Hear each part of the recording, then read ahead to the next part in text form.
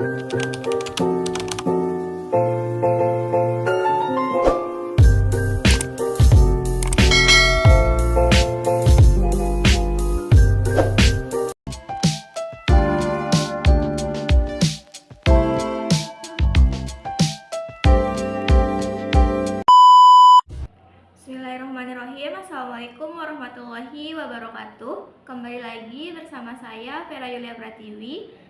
Saya salah satu mahasiswi dari program studi manajemen dakwah Fakultas Dakwah dan Ilmu Komunikasi Universitas Islam Negeri Mataram. Baiklah, pada video kali ini saya akan membahas mengenai studi kebijakan dakwah dan manajemen kelembagaan. Teman-teman tahu nggak apa itu studi kebijakan dakwah?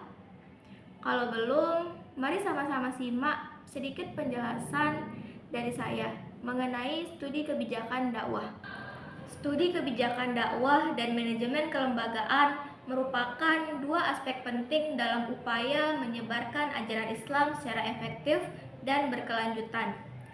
Studi bisa kita artikan dengan kata lain yaitu mengkaji, memahami, ataupun menganalisis. Sedangkan kebijakan itu ialah pedoman atau blueprint untuk kita melakukan suatu tindakan. Kebijakan atau policy menurut salah satu ahli yaitu Maryam, beliau menyampaikan bahwa kebijakan itu merupakan hasil dari suatu keputusan setelah melalui penelitian alternatif yang tersedia yang dilakukan oleh seseorang maupun sekelompok orang untuk mencapai tujuan tertentu secara efektif. Dalam konteks ini nih, kebijakan akan menyangkut dua aspek. Yang pertama, proses melaksanakan keputusan dan dampak dari pelaksanaan tersebut. Dalam konteks kebijakan, proses pengertian yang interregalistik atau yang sesuai dengan dakwah merupakan suatu proses yang berkesinambungan yang ditangani oleh para pengemban dakwah atau dai untuk mengubah sasaran dakwah agar bersedia masuk ke dalam jalannya Allah dan secara bertahap masuk dalam kehidupan yang islami. Kebijakan dakwah adalah pedoman, strategi, dan langkah-langkah yang dirumuskan oleh suatu lembaga atau organisasi untuk menyebarkan ajaran Islam kepada masyarakat dengan cara yang efektif dan sesuai dengan tujuan tertentu. Kebijakan ini mencakup berbagai aspek seperti penentuan tujuan dakwah, target audiens, metode penyampaiannya, kemudian pemilihan media atau saluran yang digunakan untuk menyampaikan pesan-pesan keagamaan. Kebijakan dakwah merupakan keputusan yang telah disepakati oleh pihak terkait untuk dijadikan pedoman dalam melaksanakan aktivitas penyebaran agama Allah dengan mengajak yang ma'ruf dan meninggalkan yang mungkar. Kemudian, apa sih tujuan dari kebijakan dakwah? Tujuan kebijakan dakwah yaitu membantu pemerintah dalam mengkaji apakah tindakan yang dilakukan itu lebih banyak mendatangkan manfaat ataupun sebaliknya, sehingga diperlukan perspektif yang ilmiah. Kerangka berpikir yang seperti apa sih yang diperlukan dalam mengkaji masalah itu? Mengkaji permasalahannya itu secara utuh, kemudian kebijakan yang seharusnya dapat memecahkan permasalahan akan tetapi terkadang lahir sebagai pemicu dari masalah baru, sehingga kebijakan tersebut perlu dikaji kembali. Sebagai contoh dari salah satu kebijakan dalam dakwah, misalnya pada kasus nikah muda. Seperti yang kita ketahui bersama, di Pulau Lombok ini banyak sekali terjadi kasus nikah muda atau pernikahan dini. Dakwah, lalu bagaimana peran dakwah dalam menghadapi kasus tersebut? Dakwah memandang tak hanya melalui satu perspektif saja, melainkan melihat dari 3 bidang keilmuan. Yang pertama, jika dilihat dari bidang ilmu agama, pada kasus nikah muda, di usia 14 tahun, bisa saja perempuan tersebut sudah memasuki akil baliknya. Selanjutnya, ketika kita lihat dari segi ilmu biologi, ketika usia yang sangat muda, sekitar 14 tahun, sistem reproduksinya itu belum siap. Dan terakhir, dari segi ilmu psikologis, anak tersebut belum memasuki fase dewasa, sehingga mentalnya pun belum cukup. Pengembangan program-program dakwah juga harus selaras dengan kebijakan yang telah dirumuskan sebelumnya. Program dakwah yang sukses biasanya adalah program yang tak hanya memberikan pencerahan secara spiritual saja, tetapi juga berkontribusi pada penyelesaian masalah-masalah sosial maupun ekonomi.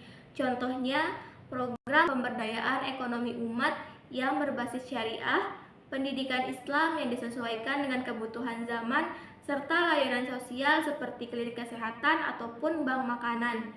Dengan demikian, dakwah tidak hanya dilihat sebagai aktivitas keagamaan semata, tetapi juga sebagai bagian integral dari pembangunan masyarakat.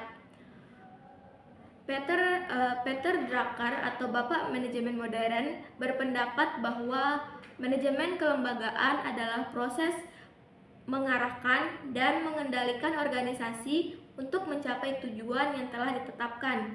Fokusnya adalah pada efektivitas dan efisiensi dalam mencapai tujuan organisasi. Sedangkan Profesor Dr. Haji Ahmad Yadi MA, beliau merupakan ahli dalam manajemen dakwah, berpendapat bahwa manajemen kelembagaan dalam konteks dakwah adalah proses mengarahkan dan mengendalikan sumber daya manusia, finansial, dan fisik untuk mencapai tujuan dakwah.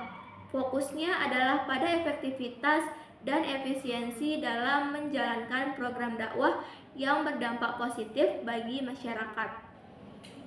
Manajemen kelembagaan berfokus pada bagaimana suatu organisasi dakwah dikelola dengan baik agar tujuan dakwah tercapai secara optimal. Hal ini mencakup penyusunan struktur organisasi yang jelas dengan peran maupun tanggung jawab yang terdistribusi dengan baik di antara pengelola maupun stafnya. Selain itu, pengelolaan sumber daya, baik sumber daya manusia maupun keuangan, menjadi kunci keberhasilan lembaga dalam menjalankan misinya. Lembaga dakwah juga perlu merencanakan dan mengevaluasi setiap program yang dijalankan agar tetap relevan dan berdampak positif bagi masyarakat sekitarnya. Terutama di era digital seperti saat ini, pemanfaatan teknologi juga menjadi komponen penting dalam manajemen kelembagaan, karena media sosial dan platform digital dapat digunakan untuk memperluas jangkauan dakwah secara lebih cepat dan efisien.